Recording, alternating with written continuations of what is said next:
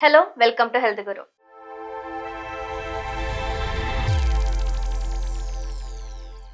Madam, so ఈ మధ్యన చాలా మంది హార్మోనల్ ఇంబ్యాలెన్స్ అవుతుంది అని అంటారు. అసలు ఇది ఎందుకు జరుగుతుంది? ఫీమేల్స్ లో ఈ హార్మోనల్ ఇంబ్యాలెన్స్ ఎలాగా చూపిస్తుంది అంటారు? ఇది చాలా మంది కామన్ గా అడిగే క్వశ్చన్ అండి. హార్మోనల్ ఇంబ్యాలెన్స్ రెగ్యులర్ గా వింటూనే పదమే ఇది. ఈవెన్ చాలా మందికి అసలు ఇది హార్మోనల్ ఇంబ్యాలెన్స్ అంటే ఏంటో కూడా తెలియదు. ముఖ్యంగా ఫీమేల్స్ లో చాలా హార్మోన్స్ ఉంటాయి. వెన్ కంపేర్ టు మేల్స్ లో ఫీమేల్స్ లో ఎక్కువ హార్మోన్స్ ఉంటాయి. అది కూడా ఒక్కొక్క స్టేజ్ లో ఒక్కొక్క హార్మోన్స్ అనేవి డామినెంట్స్ గా వర్క్ అవుతూ ఉంటాయి. ఈ హార్మోన్స్ వల్లనే ఫీమేల్ బాడీ ఫంక్షన్ కానివ్వండి, మెటబాలిజం కానివ్వండి, స్ట్రక్చర్ కానీ ఇవన్నీ కూడా మెయింటైన్ అవుతూ ఉంటాయి.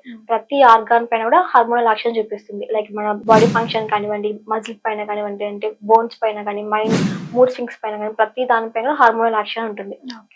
ఈ హార్మోన్స్ అనేటివి హెచ్చుతగ్గులైనప్పుడు మాత్రమే వాళ్ళకి ఇలా డిసీజ్ లైక్ సిమ్టమ్స్ అనేవి స్టార్ట్ అవుతూ ఉంటాయి.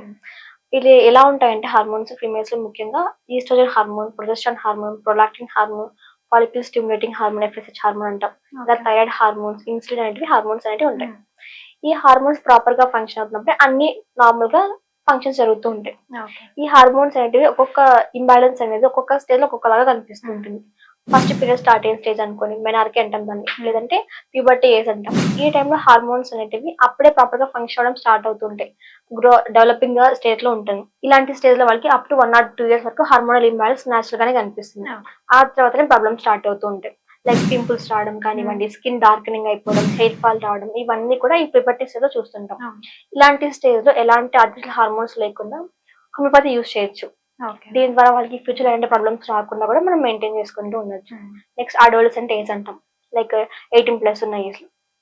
ఇంకా రిప్రొడక్టివ్ ఏజ్ కూడా కామన్ గా అంటున్నాం. ఈ స్టేజ్ లో వాళ్ళకి ఏమంటే హార్మోనల్స్ ఇంబ్యాలెన్స్ అవడం వల్ల పీసీఓఎస్ స్టార్ట్ అవ్వడం, థైరాయిడ్ ఇంబ్యాలెన్స్ స్టార్ట్ అవ్వడం, ఇవన్నీ కనిపిస్తుంటాయి. ఇన్సులిన్ రెసిస్టెన్స్ కూడా ఈ ఏజ్ లో కామన్ గా చూస్తూ ఉంటాం. ఇలా ఎందుకు అవుతాయంటే పీసీఓఎస్ ఉన్న వాళ్ళు ఏమవుతుంది, ఫీమేల్ హార్మోన్స్ తక్కువైపోయి మేల్ హార్మోన్స్ పెరుగుతాయి. దీని ద్వారా ఏమవుతుంది, మేల్స్ ఉన్న ఫీచర్స్ డెవలప్ అవుతూ ఉంటాయి. లైక్ హెయిర్ ఫాల్ రావడం కానివ్వండి, పీరియడ్స్ సరిగ్గా రాకపోవడం, డిలే అవుతుండడం, హెవీగా బ్లీడింగ్ అవుతుండడం, లేదంటే స్కిన్ డార్కెనింగ్ అయిపోతూ పింపుల్స్ రావడం, అన్వాంటెడ్ ఫేషియల్ హెయిర్ రావడం, ఇవన్నీ కూడా ఈ హార్మోనల్ ఇంబ్యాలెన్స్ వల్ల పీసీఓఎస్ వల్ల చూస్తూ ఉంటాం. దాంతో పాటు థైరాయిడ్ హార్మోన్ ఇంబ్యాలెన్స్ ఉంది అనుకోండి, వాళ్ళు కూడా సడన్ గా వెయిట్ గెయినింగ్ కావడం, లేదంటే వెయిట్ లాస్ అవ్వడం, ఇంకా పీరియడ్స్ లో సమస్యలు రావడం, ఇవన్నీ కూడా కనిపిస్తూ ఉంటాయి. నెక్స్ట్ రీప్రొడక్టివ్ ఏజ్ అనుకున్నాం, అంటే 20+ అంటే 25+ ఉన్న వాళ్ళు ఈ స్టేజ్ లో ఏమవుతుందంటే ప్రాపర్ గా ఫెర్టిలిటీ జరగాలంటే, లైక్ ప్రెగ్నెన్సీ జర్నీ హ్యాపీగా ఉండాలంటే, ప్రెగ్నెన్సీ కన్ఫర్మ్ అవ్వాలన్నా కూడా హార్మోన్స్ అంటే ఇంపార్టెంట్ రోల్ ప్లే చేస్తూ ఉంటాయి. ఇలాంటి వారిలో ఏమవుతుంది, ఆ హార్మోనల్ ఇంబ్యాలెన్స్ వల్ల వాళ్ళకి పీరియడ్స్ సరిగ్గా రాకపోవడం, డిలే అవ్వడం, లేదంటే పీరియడ్స్ రెగ్యులర్ గా ఉన్నా కూడా ఎగ్ ప్రాపర్ గా రిలీజ్ అవ్వకపోవడం, ఇమ్మెచ్యూర్ ఎగ్స్ రావడం కానివ్వండి, ఇన్సులిన్ రెసిస్టెన్స్ డెవలప్ అవ్వడం, బరువు పెరగడం, యాక్నే రావడం, ఇవన్నీ కూడా కనిపిస్తూ ఉంటాయి. ఇంకా కొందరికి హార్మోనల్ ఇంబ్యాలెన్స్ వల్ల వాళ్ళకి గర్భాశయంలో గడ్డలు ఏర్పడడం, లేదంటే వెదర్ ఇన్ఫెక్షన్స్ రావడం, ఇవన్నీ కూడా ఈ స్టేజ్ లో కనిపిస్తూ ఉంటాయి. ఇలాంటి స్టేజ్ లో కూడా ఎలాంటి ఆర్టిఫిషియల్ హార్మోన్స్ ఏది లేకుండా న్యాచురల్ గా హోమియోపతి మెడిసిన్స్ ద్వారా వాళ్ళకి హార్మోనల్ ఇంబ్యాలెన్స్ తగ్గించుకోవచ్చు. దీని తర్వాత మెనోపాజల్ లేదంటే పెరి మెనోపాజల్ స్టేట్, లేదంటే మెనోపాజల్ స్టేట్ అంటుంది. అంటే పీరియడ్స్ ఆగిపోయే ముందు, లేదంటే పీరియడ్స్ ఆగిపోయిన తర్వాత స్టేజ్ లో. ఈ ముందుగా పీరియడ్స్ ఆగిపోయే ముందు వాళ్ళకి ఎలా ఉంటాయంటే హార్మోన్స్ అనేటివి ఇంప్రాపర్ గా ఫంక్షన్ స్టార్ట్ అవుతున్నప్పుడు, అంటే సరిగ్గా ఫంక్షన్ అవ్వలేదు, హెచ్చుతగ్గులు కనిపిస్తుంటాయి. దాని ద్వారా వాళ్ళకి పీరియడ్స్ అయిపోయే ముందు హెవీగా బ్లీడింగ్ రావడం, లేదంటే బల్క్ యూట్రస్ కానీ, అడినోమైసిస్ కండిషన్స్ కానీ, లేదంటే ఎండోమెట్రియస్ కండిషన్ డెవలప్ అవుతూ ఉంటాయి. ఇలాంటి కండిషన్స్ కూడా సర్జరీ వరకు వెళ్లకుండా నార్మల్ గానే మెడిసిన్స్ తోనే ఎలాంటి ఆర్టిఫిషియల్ హార్మోన్స్ లేకుండా ట్రీట్ చేసుకోవచ్చు హోమియోపతి ద్వారా. నెక్స్ట్ ఆఫ్టర్ మెనోపాజ్ అంటాం. అప్పటి వరకు ఏముంటుంది, మన హార్మోన్స్ యాక్టివ్ గా ఉండడం వల్ల బాడీలో అన్ని ఆర్గాన్స్ ప్రాపర్ గా ఫంక్షన్ అవుతూ ఉంటాయి. బోన్ హెల్త్ కానివ్వండి, లేదంటే మజిల్ స్ట్రెంత్ కానివ్వండి, లేదంటే వీక్నెస్ కానివ్వండి, లేదంటే ఫిమేల్ బాడీ ఓవరాల్ మెటబాలిజం కానీ, ఇవన్నీ కూడా హార్మోన్స్ రెగ్యులేట్ చేస్తూ ఉంటాయి. ఈ మెనోపాజ్ తర్వాత ఏమవుతుందంటే ఈస్ట్రోజన్ అనే హార్మోన్ తగ్గిపోతుంది వాళ్ళు. ఈ హార్మోన్ తగ్గిపోవడం వల్ల ఈస్ట్రోజన్ కంట్రోల్ చేస్తున్న అన్ని ఫంక్షన్స్ తగ్గిపోతుంది వాళ్ళు. బోన్ లాస్ అవ్వడం, అంటే బోన్స్ వీక్ అయిపోతుండడం, కాల్షియం డెఫిషియన్సీ రావడం, లేదంటే మజిల్ స్ట్రెంత్ లాస్ అవ్వడం, వీక్నెస్ గా అనిపిస్తుండడం, పాల్పిటేషన్స్ రావడం, గుండె దడగా అనిపిస్తుండడం, లేదంటే కంటిన్యూస్ గా చిరాకులు అనిపిస్తుండడం, anxiety, depression feeling, sad thoughts, ఇవన్నీ కూడా ఈ మెనోపాజ్ లో కనిపిస్తూ ఉంటాయి. ఎందుకంటే ఇవన్నీ కూడా హార్మోన్స్ వల్లనే కనిపిస్తాయి వాళ్ళకి ఆ స్టేజ్ లోని. ఇలాంటి స్టేజ్ లో కూడా మనం హోమియోపతి యూజ్ చేయొచ్చు. ఎలాంటి సైడ్ ఎఫెక్ట్స్ లేకుండానే న్యాచురల్ గా తగ్గేలాగా హెల్ప్ చేస్తూ ఉంటాం. అంటే స్టేజ్ ని బట్టి వాళ్ళకున్న ప్రాబ్లమ్స్ ని బట్టి ఆ ఇంబ్యాలెన్స్ ని బేస్ చేసుకొని ట్రీట్ చేయడం జరుగుతుంది. ఈ ఏ హార్మోన్స్ ఇంబ్యాలెన్స్ అయినా కూడా ఆ హార్మోన్స్ మనం రిస్టోర్ చేసుకోవచ్చు మెయిన్ గా. ఈ హార్మోనల్ ఇంబ్యాలెన్స్ దేని వల్ల వస్తుందంటే మెయిన్ గా లైఫ్ స్టైల్ డిసార్డర్స్ వల్ల కనిపిస్తుంటుంది.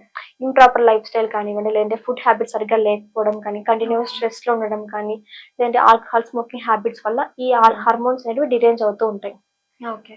సో మీరు ఇప్పటివరకు ఫిజికల్ ఎలాగా హెల్త్ ఇబ్బంది పడుతుందని చెప్పారు. మరి మెంటల్ గా కూడా చాలా మంది ఈ హార్మోన్ ఇంబాలెన్స్ వల్ల ఇబ్బంది పడుతుంటారు. సో మెంటల్ గా ఎలా ఇబ్బందులు వస్తుంటాయి? డిప్రెషన్ కానీ, మూడ్ స్వింగ్స్ అని ఎందుకు అవుతుందంటారు? యా అండి. నార్మల్‌గా మన ఫీమేల్ హార్మోన్స్ ఎలా ఉంటాయంటే మన మైండ్‌ని కూడా కంట్రోల్ చేస్తుంది. హార్మోన్స్ నార్మల్‌గా యాక్టివ్ స్టేజ్‌లో ఉన్నంత వరకు వాళ్ళు హ్యాపీగా నార్మల్ లైఫ్‌ని లీడ్ చేస్తుంటారు. వన్స్ ఈ హార్మోనల్ ఇంబాలెన్స్ స్టార్ట్ అయినప్పుడు వాళ్ళకి ఏమవుతుందంటే కొంతమందిలో సాడ్, డిప్రెస్డ్ ఫీలింగ్ స్టార్ట్ అవుతుంది. కొంతమందిలో వాళ్ళకి హ్యాపీగా ఎక్సెసివ్ జాయ్‌ఫుల్‌గా అనిపించడం ఇవన్నీ కూడా ఉంటాయి. మనం చూసుకున్నట్టయితే చాలా మందిలో పీరియడ్స్ వచ్చే ముందు అంటే పీరియడ్ స్టార్ట్ అయిన తర్వాత వాళ్ళకి మూడ్ స్వింగ్స్ ఉంటాయి చాలా మందికి. ఇది నేచురల్‌గానే కొంతవరకు ఉంటుంది. ఎందుకంటే ఆ పీరియడ్ సమయంలో వాళ్ళకి హార్మోన్ ఫ్లక్చుయేషన్స్ వల్ల పీఎంఎస్ గా కనిపిస్తుంది. ప్రీ మెన్స్ట్రువల్ సిండ్రోమ్ అంటుంటాం దీన్ని. నార్మల్ మూడ్ స్వింగ్స్ అనేవి కామన్ గా ఉంటాయి. బట్ కొంతమందిలో ఇవి నార్మల్ కంటే అబ్నార్మల్ గా మారిపోవడం, ఎక్సెసివ్ గా డిప్రెసివ్ ఫీలింగ్ గా అనిపించడం, లో స్పిరిట్ గా అనిపించడం, వీక్నెస్ గా అనిపించడం ఇలాంటివి ఉన్నాయనుకోని కంటిన్యూస్ గా అలాంటి వాళ్ళు ఖచ్చితంగా డాక్టర్ ని కన్సల్ట్ అవుతుండాలి. ఎందుకంటే సివియర్ ఫామ్ లో ఉన్నప్పుడు మాత్రం మనకి ఇలా కనిపిస్తుంటాయి హార్మోనల్ ఇంబ్యాలెన్స్ వల్ల. నెక్స్ట్ కొంతమందిలో ఎలా ఉంటాయంటే లైక్ మెనోపాజల్ స్టేట్ లో కూడా వాళ్ళు కూడా మూడ్ స్వింగ్స్ కామన్ గా ఉంటాయి. చికాకు పడడం, ఊరికే చాదస్తంగా అనిపిస్తుండడం, కోప్పడుతూ ఉండడం కానివ్వండి, ఎక్కువగా వాళ్ళకి డిప్రెస్డ్ ఫీలింగ్, సూసైడల్ థాట్స్ రావడం కూడా ఇవన్నీ కూడా హార్మోన్స్ పైన డిపెండ్ అవుతూ ఉంటాయి. మరి దీనికి పిల్స్ లాగా లేకపోతే మెడికేషన్ ఏమైనా తీసుకోవచ్చు అంటారా? అండి హోమియోపతిలో హార్మోన్ పిల్స్ అంటూ ఏమి ఉండవండి. అసలు చాలా మందికి హార్మోనల్ ఇంబ్యాలెన్స్ అయినప్పుడు కొన్ని సిమ్టమ్స్ బయటపడుతుంటాయి వాళ్ళని. ముఖ్యంగా ఎలాంటి సిమ్టమ్స్ ఉంటాయంటే పీరియడ్ ఇర్రెగ్యులారిటీస్ కామన్ గా ఉంటాయి. వాళ్ళకి హార్మోనల్ ఇంబ్యాలెన్స్ అవుతుంది వాళ్ళకి తెలుసుకోవాలంటే మెయిన్ సిమ్టమ్ పీరియడ్ సమస్యలు అంటుంటాం. పీరియడ్స్ ఎక్కువగా రావడం కానీ, లేదంటే పీరియడ్స్ హెవీగా బ్లీడింగ్ అవ్వడం, ఎక్కువ రోజు బ్లీడింగ్ అవ్వడం, లేదా తక్కువగా బ్లీడింగ్ అవ్వడం ఉంటుంది. ముందు వరకు వాళ్ళకి నార్మల్ సైకిల్ గా నార్మల్ డ్యూరేషన్ గా ఉంటుంది. బట్ కొద్ది రోజుల నుంచి వాళ్ళకి సైకిల్ లెంత్ మారిపోతూ ఉండడం, నెల నెల రాకపోవడం కూడా కనిపిస్తుంటాయి. ఇది ఒక మెయిన్ ఇండికేషన్ అన్నమాట హార్మోనల్ ఇంబ్యాలెన్స్ కి.